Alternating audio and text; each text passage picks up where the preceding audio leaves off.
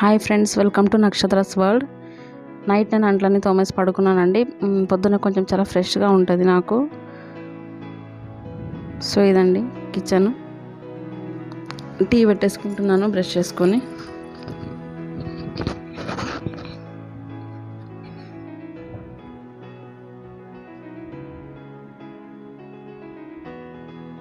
Sugar కొంచెం తక్కువనే తీసుకుంటాం. ఇదిగోండి టీ. ఇట్లా మీగడ వస్తే నాకు బాగా సాటిస్ఫాక్షన్, టీ తాగుతాను. సో ఈరోజు పాలకూర పప్పు చేస్తున్నాను. పాలకూరను సన్నగా కట్ చేసుకోవాలండి. ఆకుకూరలని ఏ కూర అయినా కానీ బాగా కడగాలి. కడగకపోతే కొంచెం కూర అంతా కరకర అన్నట్టుగా ఉంటుంది. నాకు చాలాసార్లు అట్లా అయింది. సో అప్పటి నుంచి నేనైతే బాగా క్లీన్గా కడుగుతాను. ఒక 4 to 5 times అట్లా కడుగుతాను. ఇది చూడండి, ఇక్కడ ఉష్కే చూడండి, మట్టి చూడండి ఎట్లుందో. అందుకోసమేనండి చాలాసార్లు అంటే మట్టి పోయేదాకా కొంచెం కింద చూసుకొని కడిగితే సరిపోతుంది. కందిపప్పు శనగపప్పు కలిపిందండి ఇది. పప్పుల్ని కూడా ఒకసారి బాగా కడుక్కుంటున్నాను.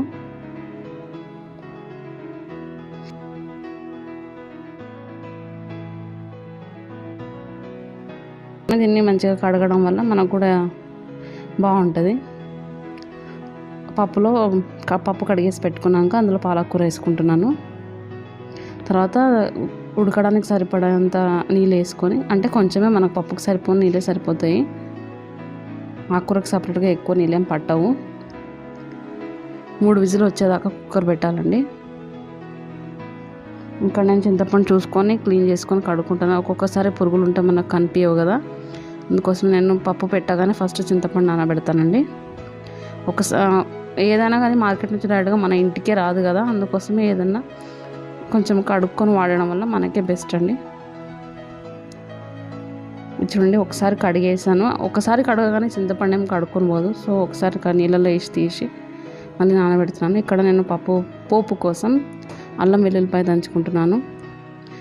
ఆనియన్ ఏమి వేయనండి నేను పప్పుచారులో. ఎక్కువ పప్పుచారులో అయితే వేస్తాను, పప్పులలో అట్లా వేయను. పచ్చిమిరపకాయ, కరివేపాకు, ఇంకా వెల్లుల్లిపాయ, అల్లం వెల్లుల్లిపాయ పేస్ట్ అండి. పేస్ట్ చేసి ఏం పెట్టాను నేను, ఎప్పటికప్పుడు రుబ్బుకొని వేస్తాను. ఇంచునండి పప్పు ఉడికింది. ఇందులో పసుపు అదేమి వేయలేదు నేను, అన్నీ లాస్ట్లోనే వేస్తాను. కుక్కర్ అంతా ఎల్లో అయిపోయి కొంచెం తోమడానికి ఇబ్బందిగా ఉంటుంది. పప్పు గుత్తితో బాగా తిని రబ్ చేయాలి. బాగా మెత్తగా ఉడుకుతుంది కదా, అంత అవసరం లేదు. విస్కర్ తోటి విస్క్ చేసినా సరిపోతుంది. ఇక్కడ చింతపండు వేస్తున్నానండి పప్పు ఉడికిన తర్వాత.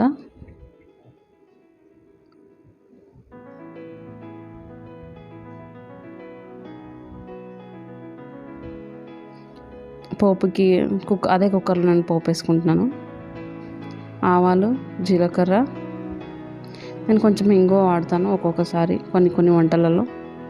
తర్వాత ఇక్కడ అల్లం వెల్లుల్లిపాయ దంచి పెట్టుకున్నాం కదా, అల్లం వెల్లుల్లిపాయ పేస్ట్, ఇంకా కరివేపాకు, పచ్చిమిర్చి. నేను పచ్చిమిర్చి కారం ఉండే ఒక 2, సప్పగా ఉండే ఒక 2 వాడుతాను ఏ వంటలైనా. ఎండుమిరపకాయలు వేసానండి పోపుకి. కొంచెం ఇది ఎర్రగా అయిన తర్వాత పప్పును వేయాలి.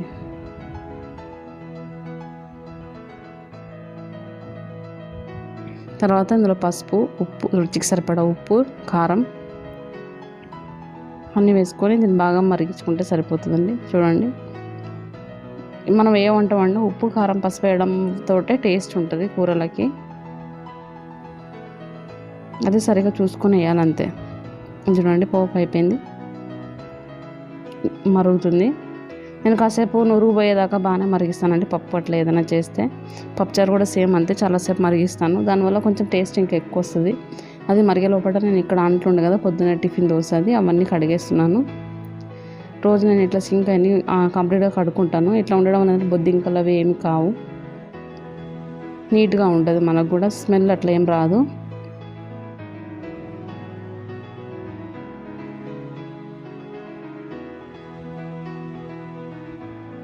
చూడండి, అంట్లు అయిపోయినాయి. ఏది అయ్యే లోపల ఇక్కడ పప్పు కూడా రెడీ అయింది. నురుగు అంతా పోయింది చూసారా. అట్లా చేయడం వల్ల చాలా టేస్టీగా ఉంటుంది. బట్టలు వేసాను వాషింగ్ మిషన్లో. ఇది పిల్లలకి తినిపించడానికి కోసమని తీసుకున్నానండి. వాళ్ళిద్దరికి పప్పుతోటి ఏం చేసినా బాగానే తింటారు ఇద్దరు. చూడండి, ఇద్దరు తింటున్నారు. ఇద్దరు నేను తినిపిస్తున్నాను ఈరోజు. వేడివేడిగా ఉంది కదా కొంచెం.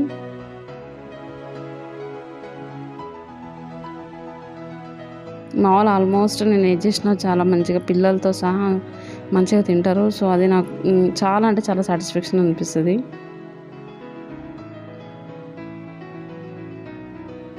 పాప ఇంకా బాబు ఇద్దరిని కూర్చోబెట్టి తినిపిస్తున్నాను. తినేటప్పుడు టీవీ అంతగా నేను ఇది చేయనండి, పెట్టను. తినేదాకా టీవీని బంద్ చేస్తాను. ఎందుకంటే వీళ్ళకి ఫుడ్ మీద ఫోకస్ ఉండదు. ఇక్కడ నేను పెట్టుకున్నాను, పచ్చడి వేస్తాను, నిల్వ పచ్చడి. వీడియో పెడతానండి, అది కూడా చూడండి. చాలా అంటే చాలా బాగా కుదిరింది.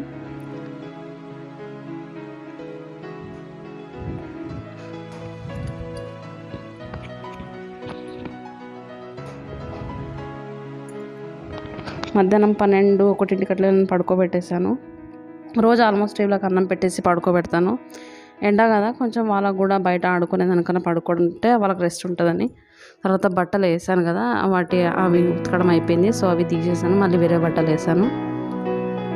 వైట్ సపరేట్గా వేస్తాను. ఇవి నిన్న బెడ్షీట్లు అన్నీ ఉతికేసాను కదా, అవి ఆరినాయని తీసుకొస్తున్నాను. ఎప్పటికప్పుడు ఫోల్డ్ చేసి పెడితే అంత పెద్దగా పని ఉండదు. అట్లా జమ చేసుకుంటూ పోతే అట్లే జమ ఒకసారి చేయాలంటే విసుకొస్తుంది. రోజు నేను పాల మీద మీగడ తీసి పెడతానండి. ఒకసారి నెయ్యి చేస్తాను. నెయ్యి చేసేది కూడా రెసిపీ ఇస్తాను నేను, ఒకసారి చూడండి మీరు. ఇది evening snacks, ice cream order పెట్టాను. సో అదే ఈరోజు స్నాక్స్. ఐస్ క్రీమ్ తిన్నాక కాసేపట్ల బయటికి వెళ్ళొద్దాం. పిల్లలు కూడా కొంచెం ఇంట్లో ఉండి బోర్ వస్తుంది కదా, సమ్మర్ హాలిడేస్ కదా, వీళ్ళకి కూడా కొంచెం ఇబ్బంది లేకుండా ఉంటుందని బయటికి తీసుకెళ్ళాను. వాళ్ళిద్దరు బయటికి వెళ్తే చాలా హ్యాపీగా, అంటే ఇద్దరు ఇట్లా కొట్లాడుకోకుండా మంచిగా ఉంటారు. ఇంట్లో ఉంటే చాలా కొట్లాడతారు, సతాయిస్తారు. బయటికి వెళ్తే చాలా ఒక్కట్టుగా ఉంటారు వీళ్ళిద్దరు. మార్కెట్కి వెళ్ళామండి, అక్కడ ఇవి ఉంటాయి కదా బబుల్స్ వచ్చాయి, అవి తీసుకున్నారు. ఫోర్స్ ఏం లేదండి. ఒకవేళ మీకు నా వీడియో నచ్చితే ప్లీజ్ షేర్ చేయండి, సబ్స్క్రైబ్ చేయండి, లైక్ చేయండి. Thank you for watching.